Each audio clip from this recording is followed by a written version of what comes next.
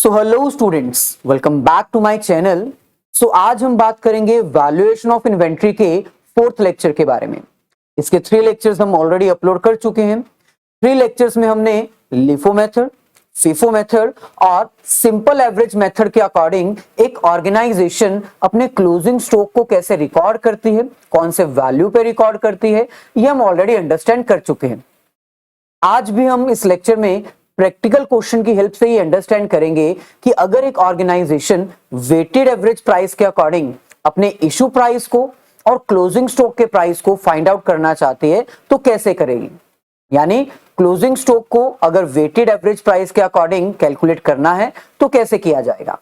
सो practical question की help से understand करेंगे। डायरेक्टली क्वेश्चन स्टार्ट करने से पहले हम इसका एक बेसिक कॉन्सेप्ट अंडरस्टैंड कर लेते हैं कि आखिरकार ये वेटेड एवरेज प्राइस मेथड होता क्या है।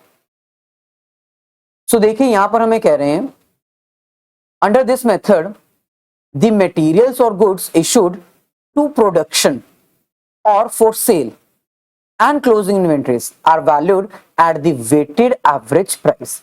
यानी इस मेथड के अकॉर्डिंग अगर कोई बिजनेस ऑर्गेनाइजेशन अपने परचेज किए गए मटेरियल में से कुछ मटेरियल इशू करती है कंजम्पशन पर्पस के लिए या सेल पर्पस के लिए, या फिर क्लोजिंग इन्वेंट्री कोई बच जाती है उसके पर्पस के लिए, हम कौन से प्राइस को यूज करते हैं? Weighted average price. यानी अगर कोई मटेरियल इशू किया गया है उसके लिए भी हम वेटेड एवरेज प्राइस ही यूज करेंगे। अगर कोई मटेरियल सेल किया गया है उसके लिए भी हम वेटेड एवरेज प्राइस ही यूज करेंगे। और अगर कोई मटेरियल अनसोल्ड रह चुका है क्लोजिंग स्टॉक तो उसके लिए भी हम वेटेड एवरेज प्राइस ही यूज करेंगे। अब ये वेटेड एवरेज प्राइस होता क्या है? बहुत ही सिंपल कॉन्सेप्ट है। इसमें हम डिवाइड करते हैं जितनी भी टोटल कॉस्ट का मटेरियल हमारे पास पड़ा हुआ है, इसको डिवाइड करते हैं किससे? टोटल क्वांटिटी जो हमारे पास अवेलेबल है। यानी वेटेड एवरेज प्राइस का फॉर्मूला हमारे पास क्या आएगा?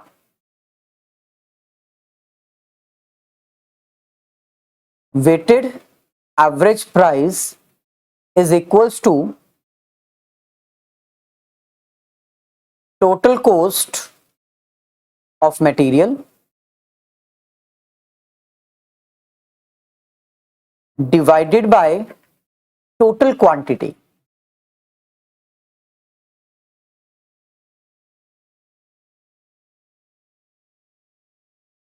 सो ये है वेटेड एवरेज प्राइस का फॉर्मूला। जो सिंपल एवरेज प्राइस होता है उसमें हम वेट को कंसीडर नहीं करते, यानी कितनी क्वांटिटी हमारे पास है हम उसको कंसीडर नहीं करते।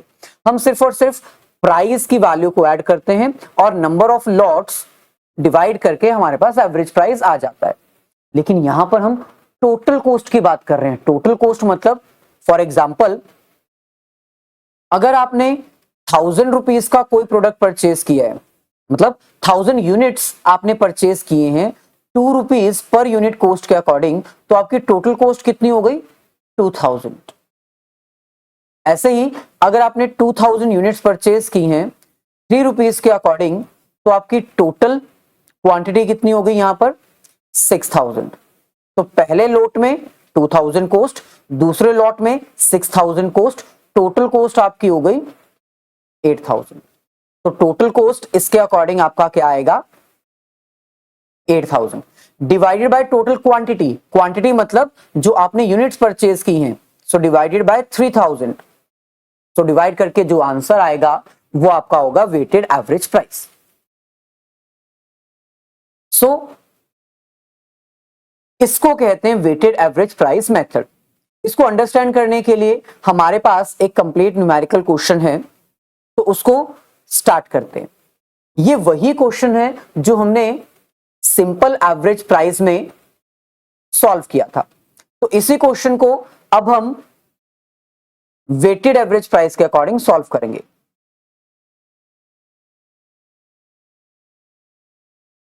तो क्वेश्चन सॉल्व करने से पहले सबसे पहले आपको फॉर्मूला प्रिपेयर करना होगा, यानी वो फॉर्मेट प्रिपेयर करना होगा जिसमें आप ये क्वेश्चन सॉल्व करोगे। सो ये हमारे पास फॉर्मेट है जो ऑलरेडी प्रिपेयर्ड है। Date, receipt, issued and balance, यानी कितनी आपने परचेजिंग की, कितनी आपने सेलिंग की और कितना बैलेंस स्टॉक आपके पास बचा हुआ है। सभी में आपको 3 सब सेक्शंस डिवाइड करने हैं। कितनी क्वांटिटी परचेज की, कौन से प्राइस पे, कितनी टोटल अमाउंट है, कितनी क्वांटिटी आपने इशू की, कौन से रेट पे, उसकी कितनी अमाउंट है, कितनी बैलेंस क्वांटिटी आपके पास बची हुई है, कौन से रेट पे है और उसकी टोटल कितनी अमाउंट है। सो हमारा क्वेश्चन जो है वो मार्च मंथ का है, तो मैं यहां पर लिख देता हूं मार्च 2009, ताकि बार बार मेरे को मार्च 2009 ना लिखना पड़े। अब हम डायरेक्टली डेट वाइज स्टार्ट करेंगे। सो फर्स्ट हमारे पास है 2 मार्च 2009 को हमने 200 यूनिट्स परचेज की ₹2 पर यूनिट के अकॉर्डिंग। तो इसको रिकॉर्ड कर लेते हैं। 2 मार्च 200 यूनिट्स ₹2 पर यूनिट, तो मल्टीप्लाई करके 400 आ जाएगा। कोई इशू अभी हमने नहीं किया तो ब्लैंक। बैलेंस कितना बचा, टोटल जितनी भी यूनिट्स हमने परचेज की वो सारी की सारी बैलेंस हमारे पास पड़ी हुई है। सो 200, प्राइस ₹2, अमाउंट आ जाएगी 400। नेक्स्ट इंफॉर्मेशन के अकॉर्डिंग 10 मार्च को हमने 300 यूनिट्स और परचेज की, कौन से प्राइस पे, 2.4। सो यहां पर हम रिकॉर्ड करते हैं।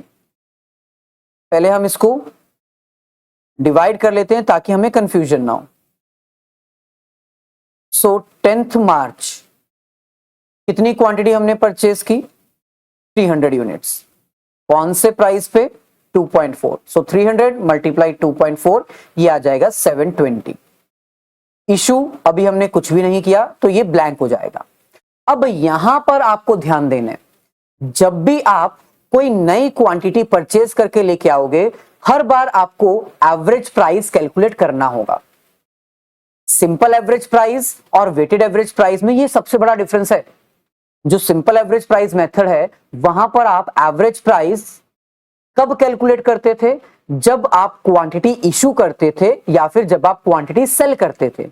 लेकिन वेटेड एवरेज प्राइस के मेथड के अकॉर्डिंग आपको एवरेज प्राइस तब कैलकुलेट करना है जब आप कोई नई क्वांटिटी परचेज करके लेके आए हो। जब इशू करना है तब कोई झंझट नहीं है, लेकिन जब आप कोई नई क्वांटिटी परचेज करके लेके आए हो तब आपको एवरेज प्राइस कैलकुलेट करना है। तो एवरेज प्राइस कैलकुलेट करना बिल्कुल भी डिफिकल्ट नहीं है। आपको क्या करना है, क्वांटिटी में क्वांटिटी ऐड करनी है। यानी 200 क्वांटिटी आपके पास पहले से थी, 300 आपने और परचेज की। सो 200 प्लस 300 ये कितनी हो गई, 500। पहले अमाउंट आपके पास कितनी थी, 400, अब कितनी आई है, 720। तो इन दोनों को आपने प्लस करना है, ये आ जाएगा 1120। एवरेज प्राइस कैसे कैलकुलेट करना है, फॉर्मूला क्या था, total amount divided by total quantity. तो ये रही आपके पास टोटल अमाउंट और ये रही आपके पास total quantity. So 1120 divided by 500, ये हमारे पास आ जाएगा 2.24। That's it, simple. इसको अब हम कंप्लीट कर देते हैं।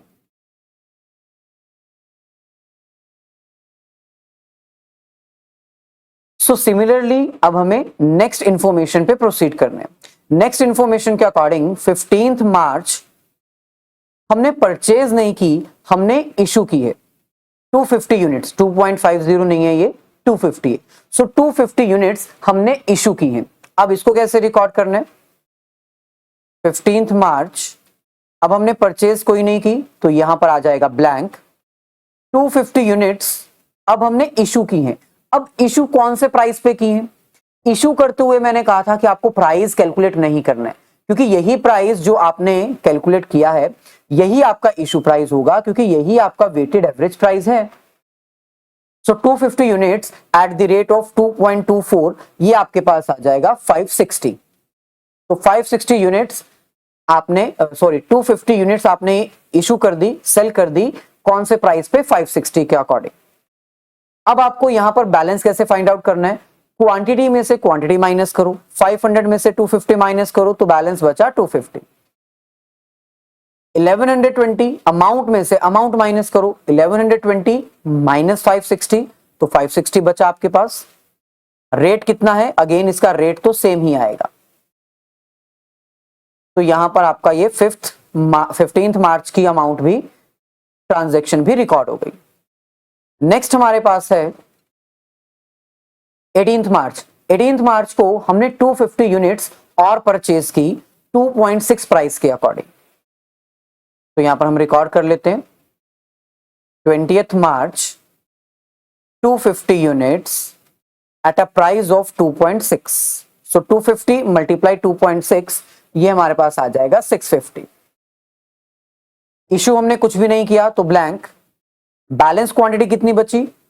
250 हमारे पास पहले से थी, 250 और हमने परचेज की तो प्लस करके कितना हो गया 500।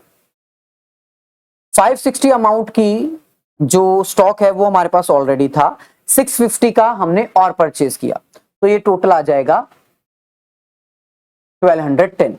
एवरेज प्राइस कैसे फाइंड आउट करें? Weighted average price total amount divided by total quantity. So 1210 divide by 500, ये हमारे पास आ जाएगा 2.42। तो ये भी कंप्लीटेड। ऐसे ही नेक्स्ट हमारे पास है 22 मार्च 2009। अब 22 मार्च सॉरी 20th मार्च, ये वाली हमारी 18 मार्च की है, ठीक है। तो हम इसको करेक्ट कर देते हैं पहले 18th मार्च। डन। अब हम आ जाते हैं 20th मार्च पे। 20th मार्च को हमने 200 यूनिट्स इशू की हैं, यानी कि यूज की हैं। तो ठीक है, इसको भी रिकॉर्ड कर लेते हैं। 20th मार्च को हमने परचेज कुछ भी नहीं किया, ब्लैंक। 200 यूनिट्स हमने इशू की हैं।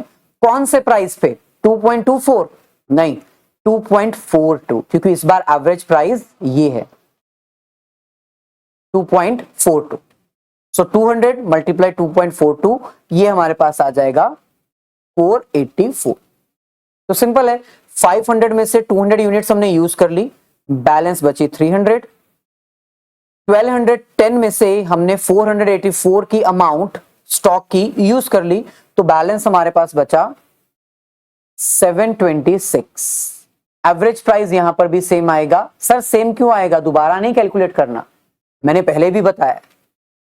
वेटेड एवरेज प्राइस केवल आपको तभी कैलकुलेट करना है जब आप कोई न्यू क्वांटिटी ऐड कर रहे हो। तो ये न्यू क्वांटिटी ऐड नहीं हुई, इशू हुई है। तो ये भी हमारा कंप्लीट। इसके बाद नेक्स्ट क्वेश्चन हमारे पास है 22 मार्च को हमने 100 यूनिट्स और यूज की, इशू की। तो इसको भी रिकॉर्ड कर लेते हैं। 22 मार्च परचेज कुछ भी नहीं किया, 100 यूनिट्स हमने यूज की हैं, इशू की हैं, सेल की हैं इसी प्राइस पे 2.42। सेम मल्टीप्लाई करके हमारे पास आ जाएगा 242। माइनस कर देंगे 726 में से। सो यहां पर हम कैलकुलेट कर लेते हैं 726 माइनस 242, ये आ जाएगा 484। क्वांटिटी में से क्वांटिटी माइनस कर देते हैं, 300 क्वांटिटी थी, 100 यूज कर ली तो 200 बची। प्राइस कितना आ जाएगा 2.42। तो ये भी हमारा हो गया कंप्लीट। सिमिलरली नेक्स्ट हमारे पास है 25 मार्च। 25 मार्च को भी हमने 150 यूनिट्स इशू की हैं, यूज की हैं, सेल की हैं। तो 25 मार्च इस बार भी परचेज कुछ नहीं हुआ, सो ब्लैंक। 150 यूनिट्स हम यूज कर रहे हैं, सेम वही प्राइस पे। एवरेज प्राइस अभी हमारा वही चल रहा है क्योंकि अभी हमने कोई न्यू यूनिट ऐड नहीं की है। तो ये आ जाएगा 363 मल्टीप्लाई करके। 200 में से 150 यूनिट्स अगेन यूज कर ली तो माइनस कर दो, बचे 50। 484 में से 363 की अमाउंट यूज हो गई तो माइनस कर दो, बैलेंस हमारे पास बचा 121। सो 121 डिवाइड बाय 50 अगेन आएगा वही 2.42। आगे बढ़ते हैं, इसको कंप्लीट कर दिया तो क्लोज कर देते हैं।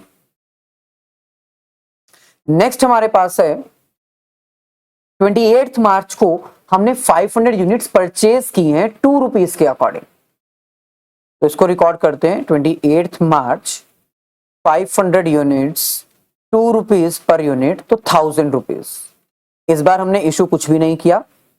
अब क्योंकि हमने परचेज की है, इसका मतलब इस बार हमें एवरेज वेटेड एवरेज प्राइस दोबारा से कैलकुलेट करना पड़ेगा। 50 और 500 टोटल क्वांटिटी हो गई अब 550। रेट अभी हमें नहीं पता है। अमाउंट 121 प्लस 1000, सो 1121 हो जाएगा। 1121 को हम डिवाइड करेंगे 550 से, तो ये आएगा 2.03 समथिंग। तो 2 डिजिट्स तक आपको लिखना है 2.03, इसके बाद वाले डिजिट्स आप इग्नोर करो। तो ये भी कंप्लीट हो गया। एवरेज प्राइस इस बार 2.03 आया है। लास्ट ट्रांजैक्शन है 30 मार्च को, हमने 200 यूनिट्स इशू की हैं, यूज की हैं, तो इसको भी हम रिकॉर्ड कर लेते हैं। परचेज हमने कुछ नहीं किया, 200 यूनिट्स हमने यूज की हैं, कौन से प्राइस पे? 2.03। मल्टीप्लाई करेंगे तो ये आएगा 408। हमने इसको राउंड ऑफ किया है, 407 पॉइंट समथिंग आएगा, इसलिए हमने इसको 408 कर दिया। 550 में से 200 यूनिट्स यूज कर ली तो बची 350 यूनिट्स। प्राइस है 2.03 और इस बार अमाउंट कितनी आएगी? 713। तो आप देख सकते हो वेटेड एवरेज प्राइस के अकॉर्डिंग 350 यूनिट्स हमारे पास बैलेंस बची और उसका प्राइस कितना है? 713 रुपीज। अगर आपने प्रीवियस लेक्चर देखा होगा तो आपको याद होगा सिंपल एवरेज के अकॉर्डिंग हमारा आंसर अलग आया था। तो ये था हमारा आज का कॉन्सेप्ट। आई होप सारे डाउट्स क्लियर हो चुके हैं। कॉन्सेप्ट में कोई भी दिक्कत नहीं आएगी, बस आपको क्वांटिटी में क्वांटिटी प्लस, अमाउंट में अमाउंट प्लस, क्वांटिटी में से क्वांटिटी माइनस, अमाउंट में से अमाउंट माइनस का कॉन्सेप्ट फॉलो करना है। अगर अभी भी कोई डाउट है तो कमेंट करके बताओ, we will try to solve all your doubts.